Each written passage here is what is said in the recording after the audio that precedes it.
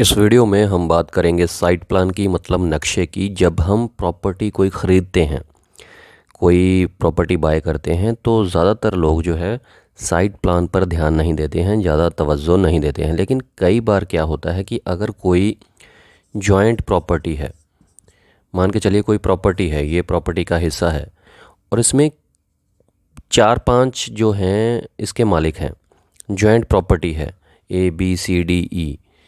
तो कहने का मतलब ये है कि अगर किसी मालिक ने, जैसे इसके 5 मालिक हैं, ये जॉइंट प्रॉपर्टी है, 5 जनों के नाम पर है। अब इसकी पार्टीशन डीड हुई नहीं है अभी तक, मतलब अलग अलग किसी के नाम पर हुई नहीं है, ये जॉइंट प्रॉपर्टी है। और ना ही रेवेन्यू रिकॉर्ड में अलग अलग से किसी के नाम पर ये एंटर हुई है। लेकिन मान के चलिए कोई ए नाम का व्यक्ति, जो कि 5 में से एक है, ए नाम का व्यक्ति आपको कोई भी हिस्से की प्रॉपर्टी जो है वो रजिस्ट्री करवा देता है, इसकी बेच देता है।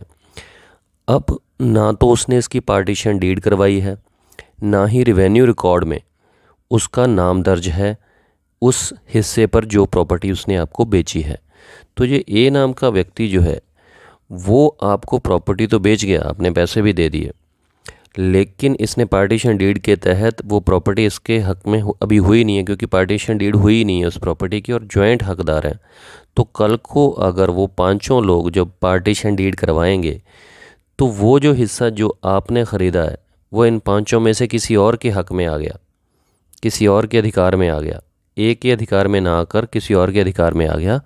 तो कल को आपको प्रॉब्लम आ सकती है। वो आपको जो प्लॉट आपने ख़रीदा है, जो ज़मीन आपने ख़रीदी है, वो आपको छोड़नी भी पड़ सकती है और आपके पैसे बेकार भी जा सकते हैं, या केस लड़ना पड़ सकता है आपको, सालों तक केस चलेगा।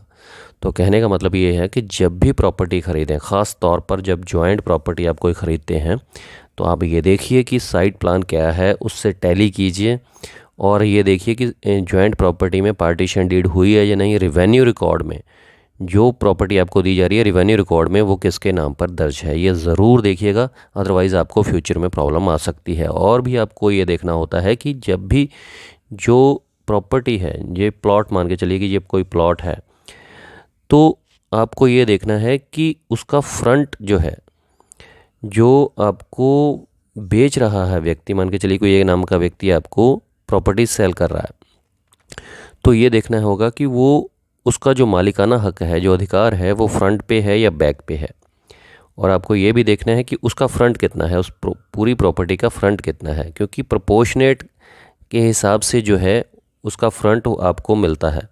कहने का मतलब ये है कि एक 50 फुट की कोई, एक एग्जांपल ले लेते हैं कि 50 फीट का कोई प्रॉपर्टी है, एक एग्जांपल ले रहा हूँ मैं सिर्फ समझाने के लिए, और उसमें 5 हकदार हैं। तो उनका जो फ्रंट है ना 50 फीट का, वो सबको 10-10 फीट के हिसाब से आएगा। ऐसा नहीं है कि एक जने को फ्रंट जो है वो 20 फुट मिल गया, एक को 25 फुट मिल गया और बाकियों को 5 फुट मिलेगा, ऐसा कुछ नहीं है। सबको बराबर के हिसाब से फ्रंट मिलेगा। तो आपको ये भी देखना है कि उस प्रॉपर्टी जो आप ख़रीद रहे हैं, ख़ासतौर पे जॉइंट प्रॉपर्टी, उसका फ्रंट कितना है, और फ्रंट कहीं आपको ज़्यादा तो नहीं बेचा जा रहा। तो उस हिसाब से कि आपको सब कुछ टैली कर लेना है, ताकि फ्यूचर में आपको कोई प्रॉब्लम ना आए। अगर 5 लोग हैं और उसका जो फ्रंट है वो 50 फीट है, तो सबको जो है वो 10-10 फीट ही फ्रंट मिलेगा। प्रोपोर्शनेट फ्रंट मिलता है, इसमें प्रोपोर्शनेट रेशो काम करती है। तो सारा कुछ आपको टैली कर लेना चाहिए। नक्शे का बहुत इम्पोर्टेंस है, साइट प्लान का आपको टैली ज़रूर करना चाहिए। रेवेन्यू रिकॉर्ड ज़रूर देखिए, जमाबंदी ज़रूर देखिए कि गवर्नमेंट रिकॉर्ड में जो आप ख़रीद रहे हैं, जो ज़मीन ख़रीद रहे हैं, वो किसके नाम पर दर्ज है। उसके बाद ही आप जो है प्रॉपर्टी को बाय कीजिए, ख़रीदिए, ताकि फ्यूचर में आपको कोई प्रॉब्लम ना आए। तो उम्मीद करता हूँ थोड़ी बहुत आपको इन्फॉर्मेशन ज़रूर मिली होगी इस वीडियो से। वीडियो थोड़ी सी भी अच्छी लगी तो लाइक ज़रूर कीजिएगा और मुझे कमेंट करके बताइएगा ये वीडियो कैसी लगी। नेक्स्ट वीडियो में ऐसी बात करेंगे किसी और जुडिशियल पॉइंट के ऊपर। शुक्रिया, धन्यवाद।